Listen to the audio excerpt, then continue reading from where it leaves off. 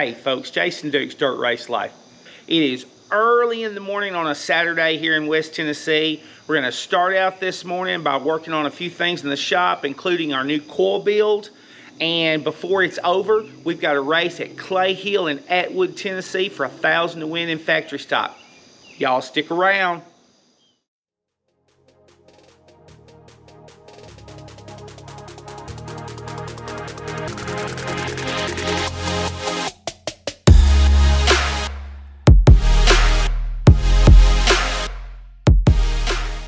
So I got my shock tower on the left side here yesterday, and I wanted to get these angles 45, 45. I ended up at 44 and 47, so it's about 91 degrees instead of 90. I bent this tube exactly the same, got it to 91, and trimmed it, and it worked out really great. I got the angles exactly the same on the front, on the back. I'm 13.5 inches from the frame to the top of the tower, 13.5 here.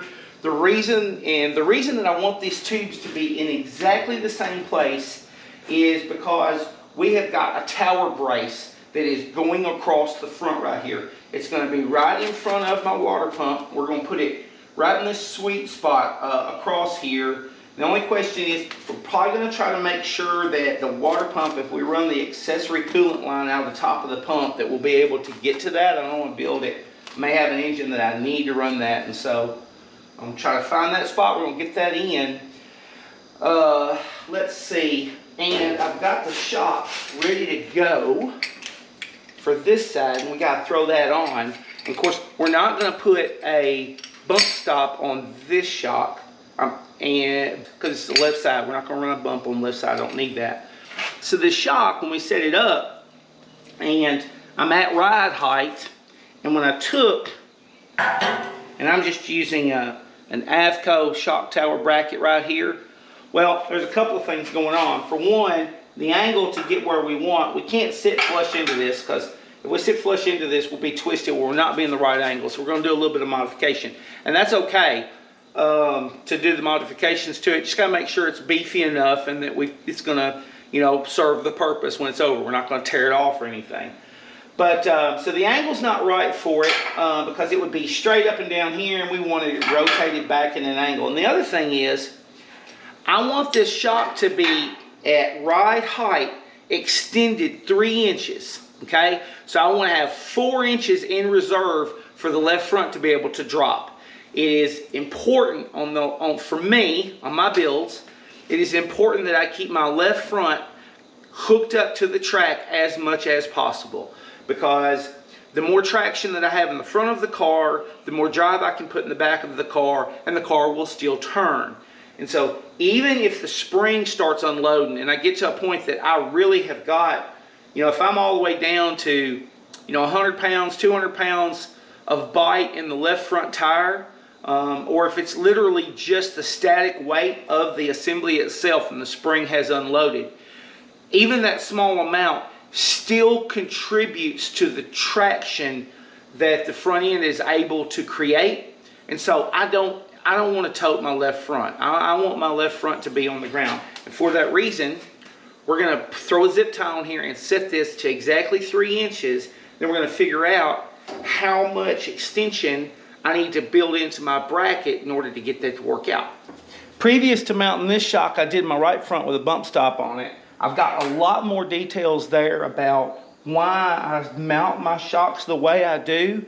And instead of covering old ground on this video here, go back and check out, I'll put the link at the end of the video for that one. And check it out, because I talk about as far as like having the bottom mount out as far as I can, close to the spindle itself, and then also getting the angle of the shock itself in line with the lower mount and stuff like that. It's in that video, so check it out. Now, I've got zip ties on this to set it at 3 inches, so that I've got 4 inches of extension left in it. And what I'm doing here is I'm just going to look and see where I'm at with this mount, because what I'm going to do is I'm going to modify this mount, and I'm just going to try to ballpark it. It looks like I'm gonna have to tack it up, and then we're gonna have to extend this lower, and we're gonna have to check clearance against this spring to make sure we don't get in.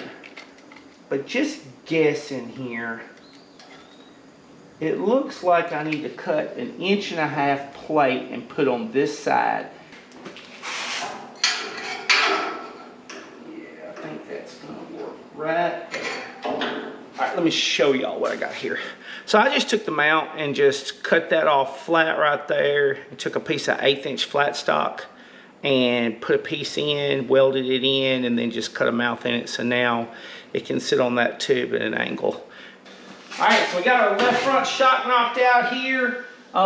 Filled that in, welded it around. Now you can see it's out a little bit, out from underneath this tower here, just to get it to work in the best spot for this left front. They don't have to be exactly perfect to each other. I want these towers to be perfect to each other, and then I'll relocate the shocks, you know, as I need to, because the caster on this is different from that. Where these upper A-arms are at is different side to side.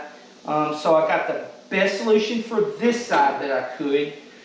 Let's see, and throw a little primer on it this time instead of black paint where we can see it a little bit better.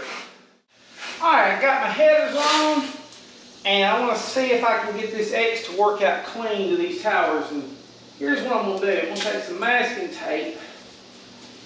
I'm going to use masking tape to simulate where I can look and see how that works on clearance. Just get an idea how that'll work. So I want to come in an X across from here and right across the back of that. And I want to make sure that I got good clearance from my distributor. And I do. I got at least, see, that's 2 inches wide. And I'm kind of tied off that far side, so I know I'm inside of that. And I've got at least 1.5 inches or 2 inches here. No problems with the header. And then turn around, and if I got enough masking tape here, I'm going to do the same thing here. Kind of how I do. It actually works pretty good, y'all. Kind of figure out what you're going to do. I'm going to hook it right into that same spot, right there. All right. So there's my X. Clears my distributor just fine. That is very strong. And then turn around, and then I'll have one that comes from here down like that. You see these triangles forming? Triangles everywhere. Makes this thing rock solid. Alright? Okay. Alright, so now that's our plan. Now, the way this is going to work, we've got our X going around our engine. We're tying our towers. Of course, we're going to have a piece. Matter of fact, oh, that was the end of that tape. We're going to have a cross member. We're going to have a cross member that's going to run right here. And I got some stand-ups for it. It's going to go across right there. Then the motor plate, it has to tie in. And so we're going to run a bar that's going to go straight up and tie into that one for our motor plate to tie onto here. And we're going to take and do the same thing on this side. We're going to run one straight up to this bar on this one and tie into our motor plate there. Now, is that all of our front bars? Let's see. We've got our X, our tower. So, the way to look at this, we take a hit on this front right here.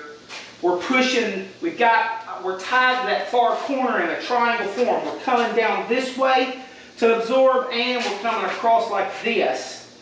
You know, and then the same thing over here as well. So we got a lot of strength because basically I don't want to fold from here back. You know, I'm not real worried about these front horns.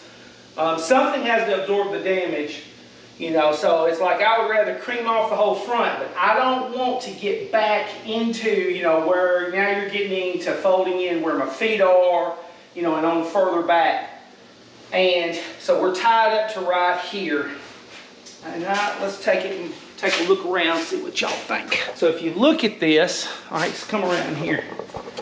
So the idea here, and you see I got the X across here, then I got a bar here, and then I'm gonna run an upright. I'm gonna run an upright right here, and that's because I got that motor plate right there, and I have to tie onto that motor plate, and so that upright right there, and that's gonna create a triangle here as well. Creates a triangle here. Lots and lots and lots. Lots and lots and lots of triangles. All right, I like this plan. This looks good. Everything works. I've got clearance around everything for working on stuff. I like all of the triangles and everything. It's a good plan. Now, order of operations to put these together. What I'm going to do, I'm going to tie these two front together first with this cross member here. And we'll do this cross member, get it bolted on and solid. And then what we'll do is we will take and we will tie the two legs back to the main cage. And the reason they're next is something to point out here is I have this engine, so I've got 700 pounds that's sitting on this cross member, but my frame is jigged to the rear right here, so I want to make sure that I don't have this frame twist or anything. So I'll probably put a jack under this front, and I'll go back and I'll check my height of the frame here at the bottom, and just make sure that this frame is sitting completely square before I weld these two towers back to my frame. Because right now, all this engine is just sitting across those horns. Those horns are holding this engine. So there could be, like, in other words, there's tension on it. And I mean, that's not a bad thing, it's okay, but I don't want to lock that tension in. I want it to be locked in neutral. So I'm gonna put the cross member in, then we'll turn around and we're gonna shim up this front and make sure it's not under tension, and then weld those two towers back, get the straight legs, then we'll put the cross in. I don't know if we'll get all of that today. At a certain point, we're gonna stop here and get our Camaro loaded up to go race. But we're gonna do as much as we can. All right, y'all, let's talk about the parts of the cross member. This is 3/4 inch 065 tubing. This is what the bolt is gonna go through to bolt the cross member. This is 1 inch 065. This is the actual cross member itself. All right, so I've already put a mouth on one end of this. I'm gonna put this on the end of it and make a T. I'm gonna leave this long when I put this on here, where I can use a magnetic triangle in the corner in order to get that square. All right, so what we'll do is, we'll do one side, and then I've got a 4-pack. These are the Allstar 1/2 inch hole, 1.5 inch radius. So these are radius tabs. I think the part number on these is 60002. I'll put a link in the description below for some of these. But we'll put one end together, put the bolt through it and bolt it up, and we'll weld it up on one side and figure out, that way we've got it locked in position, and then we'll turn around and figure out this is just a hair long, trim it, put the mouth on the other end, and weld the other side on. We're gonna put this, I'm gonna put it above my water pump because I got my pulleys gonna come over right here. I'm gonna put it right in this sweet spot in behind my water pump accessory, but below my neck. So I'm gonna get her right in there is where she's gonna go. So let's put this together right quick. All right, y'all can see how this assembly works. 1/2 inch bolt, got a T through it right there, welded together. There's my tabs. And then we are going to just weld that on. Let's go.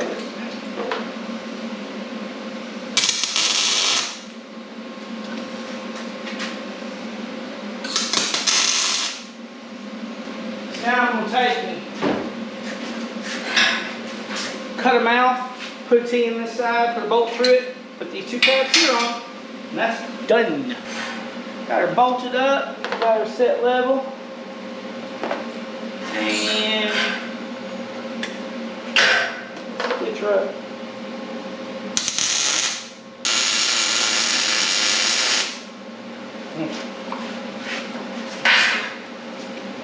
I gotta go put a long sleeve shirt on before I weld all that in. That's gonna be a lot of welding. Remember folks, safety first, don't burn yourself. Got the front cross member welded up solid. And I am going to stop on this part of the day.